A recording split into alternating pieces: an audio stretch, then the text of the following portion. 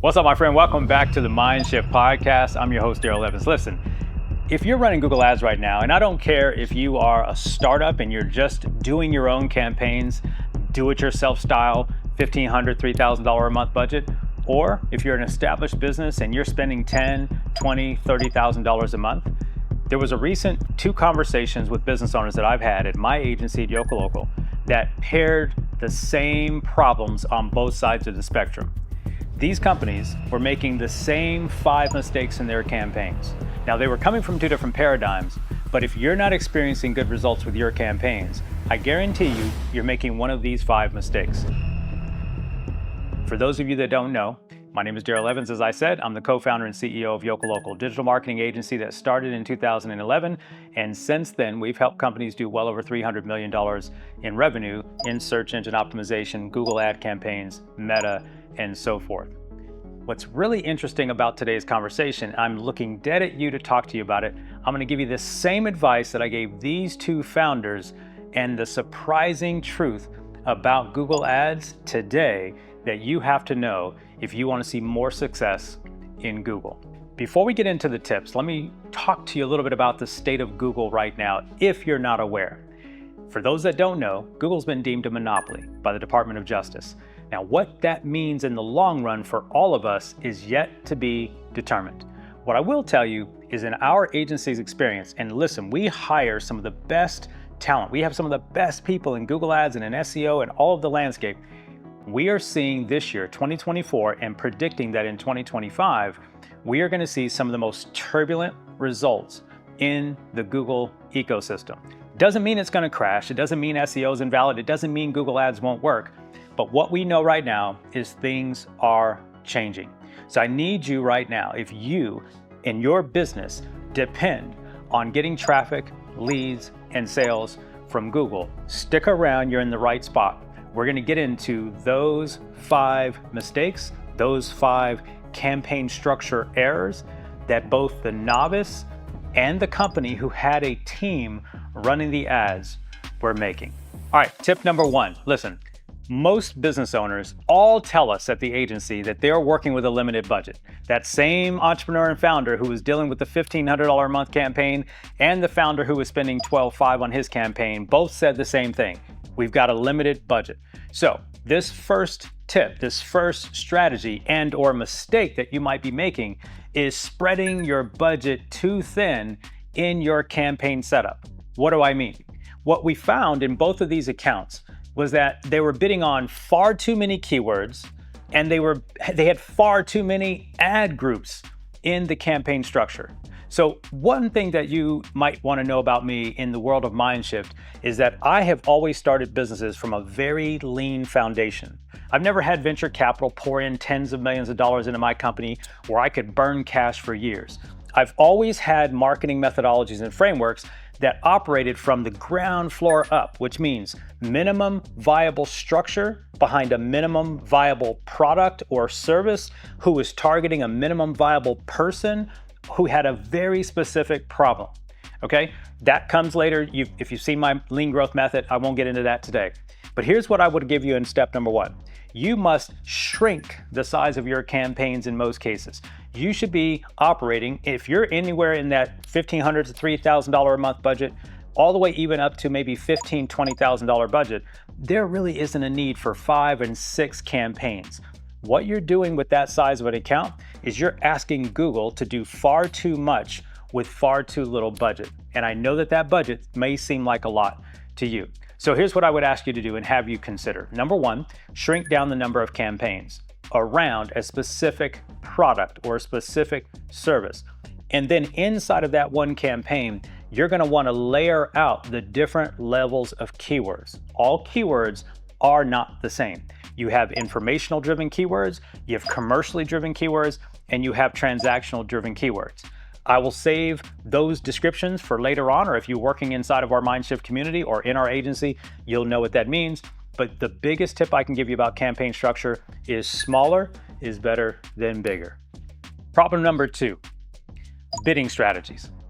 One thing you find when you get inside the Google ecosystem and the ads manager is they give you more options than any of you actually know what to do with. In fact, if you're not a professional, they will give you the easiest, simple strategy to set up in terms of bidding strategy.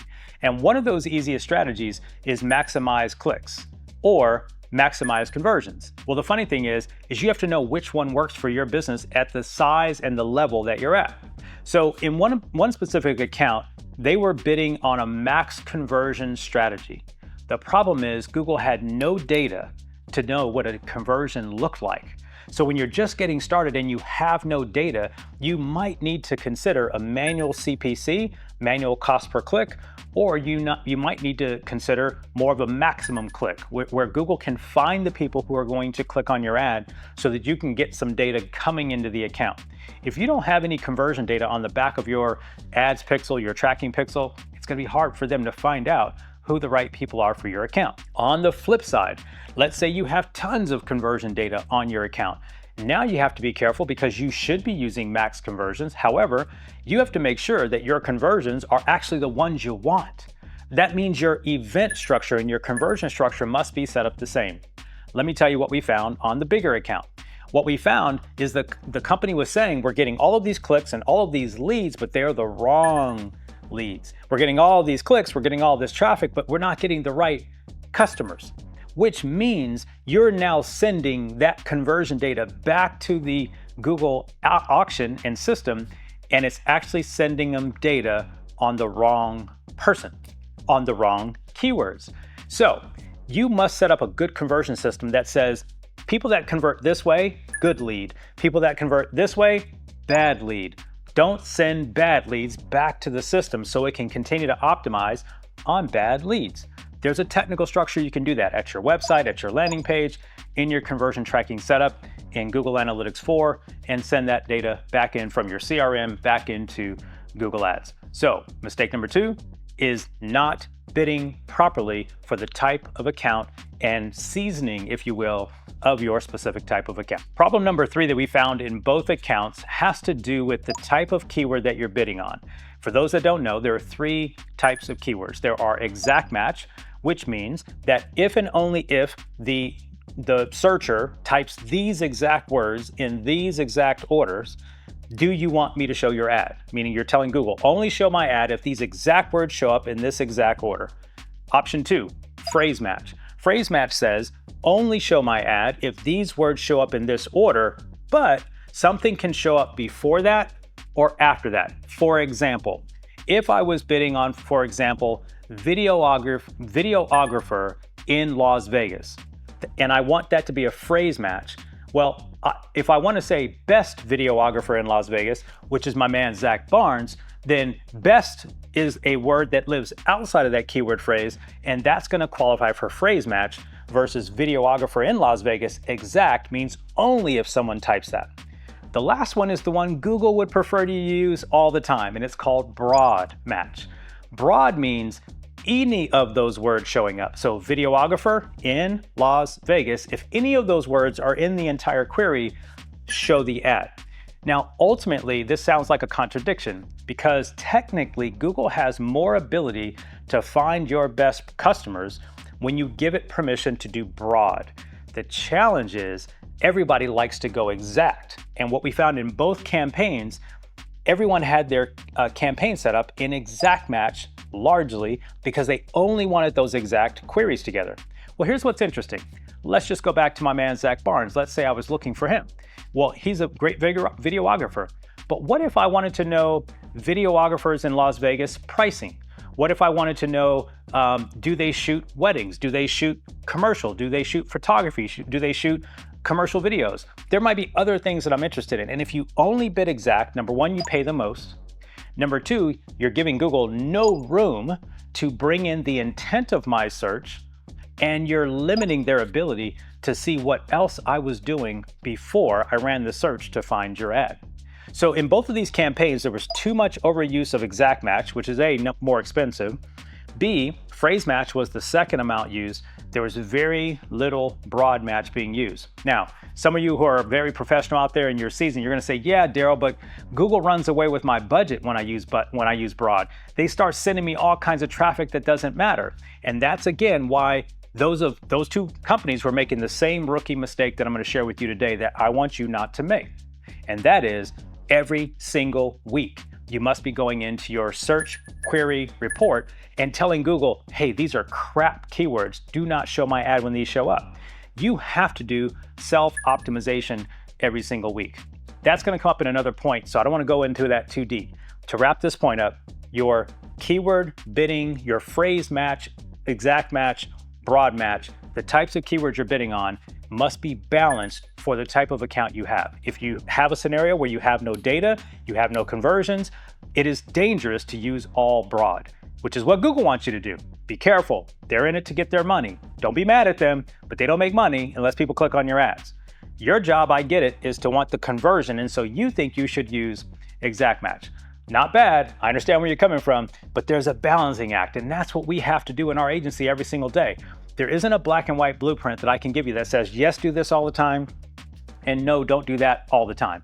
It's a balancing act. But this is another big problem that we found in both of these accounts, one with 5-figure budget per month and one with a $1,500 to $3,000 a month budget. Be careful on your match types. Problem number 4 can fix your account if you just pay attention to just this one thing that I'm sharing with you in this podcast. And that is the vast majority of the time we get into accounts, one of the first things we do when we're auditing an account is we check out their negative keyword list. Did you know that you can actually go in and build ahead of time before your campaign even starts? And what you should be doing is every single week optimizing your negative keyword list. All a negative keyword list is telling Google, if someone uses these words in their search query, do not show my ad. Okay, in the tip I just gave you, I talked about how dangerous broad match is.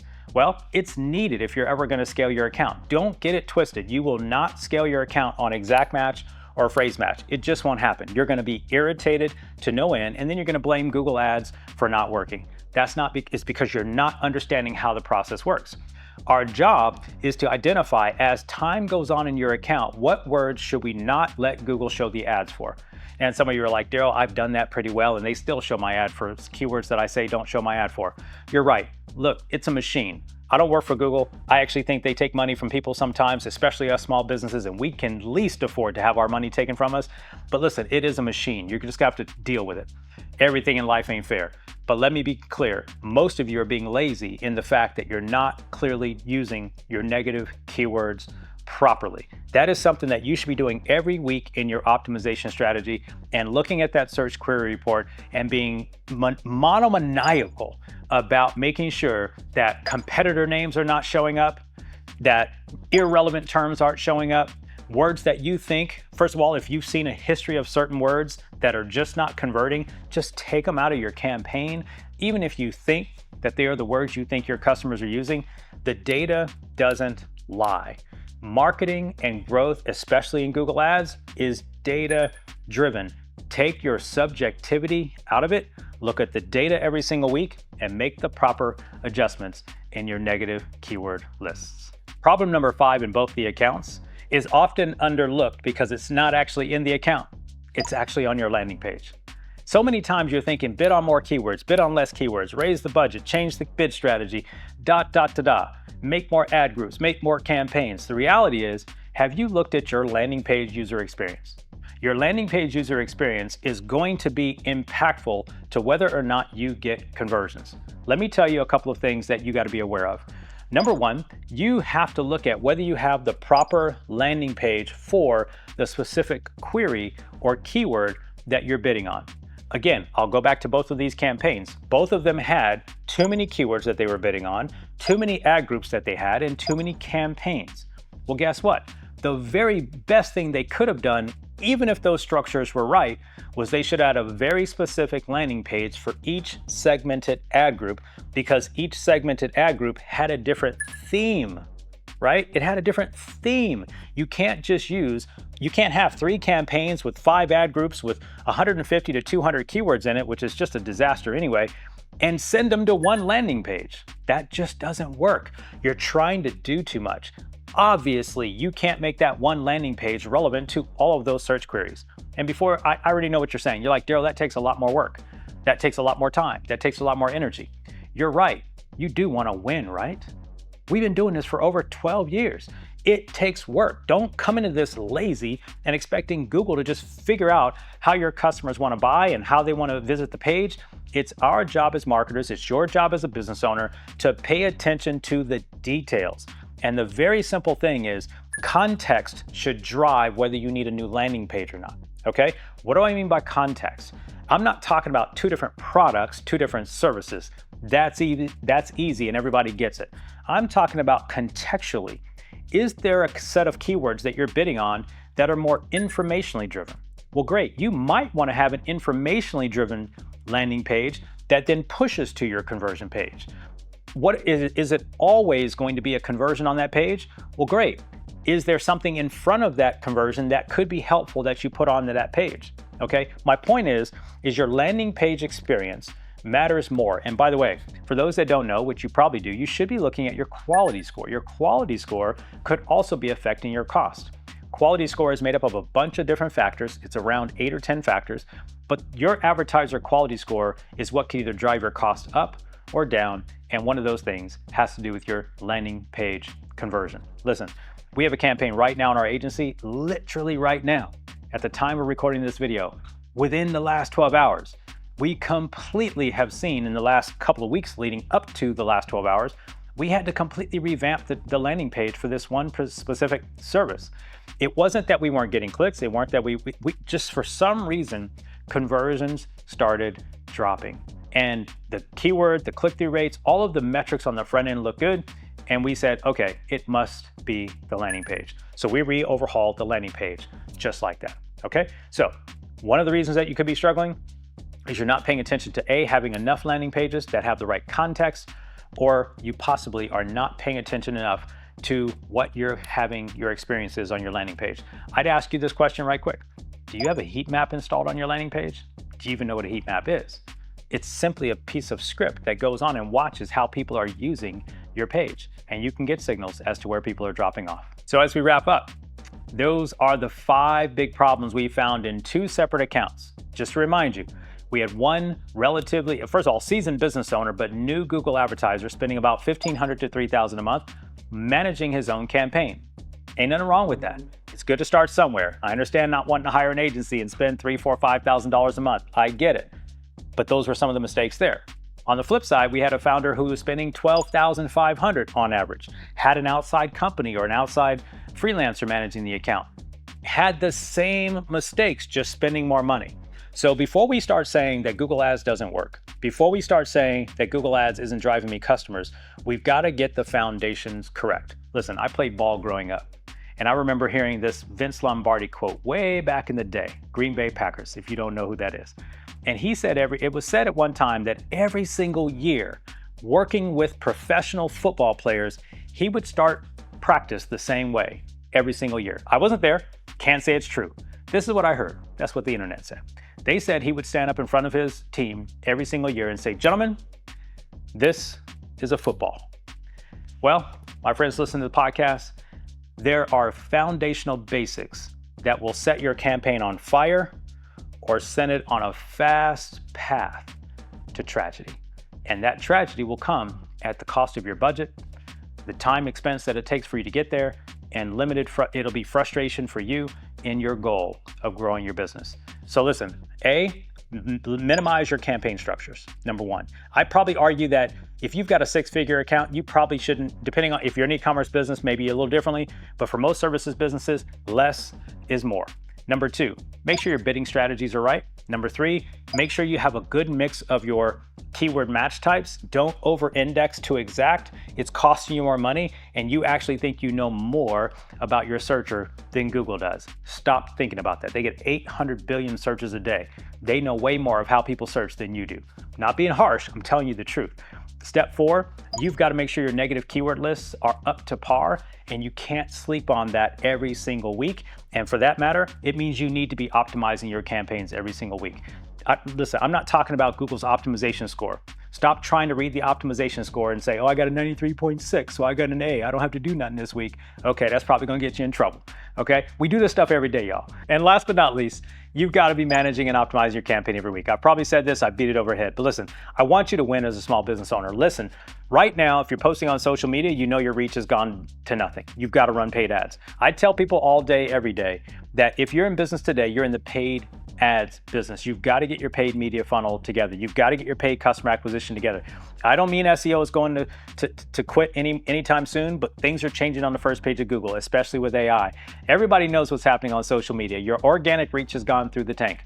Today, more than ever, is your time to get great at paid ads, both on Google, which is what we're talking about today, as well as in Meta. And that's for another conversation. And I'm sure I've got shows on this channel that'll address that. Listen, my friend, I hope you found this helpful today. If you're making any of those 5 issues with your Google Ads account and you would like help, because maybe this stuff is a bit overwhelming, be sure to reach out to our agency, yokolocal.com.